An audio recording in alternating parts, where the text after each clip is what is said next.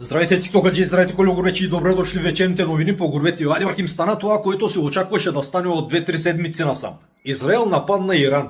Късно с нощи ционистите извършиха масирана бомбардировка над Иран. Цел на атаката беше ядрената програма на Иран. Бяха бомбардирани нейни комплекси, но на кадрите имаше и много разрушени жилищни сгради. Американският президент Доналд Тръмп каза, че нямат нищо общо с тази бомбардировка, но си призна, че той е знаел за това. Което си беше ясно и от това, че Америка изтегли своите дипломати от Близкия изток. Те още пред 2-3 дена прибраха всичките си дипломати от съседните на Иран държави. Целта на атаките беше, както ти казах, ядрената програма на Израел. Доналд Тръмп си го каза: не може да позволим на Иран да си произведе ядрени оръжия. Тя не трябва да има такива. И се надявам тази бомбардировка на Израел да върне Иран на масата за преговори. А какво казаха иранците? Техният президент още пред 2-3 дена заяви: дори и да нападнат с бомбардировки ядрените ни комплекси, ние няма да се откажем. Ние ще продължим по своят си път. То затен какво друго могат да направят иранците? Мислиш, че ще отговорят по някакъв начин?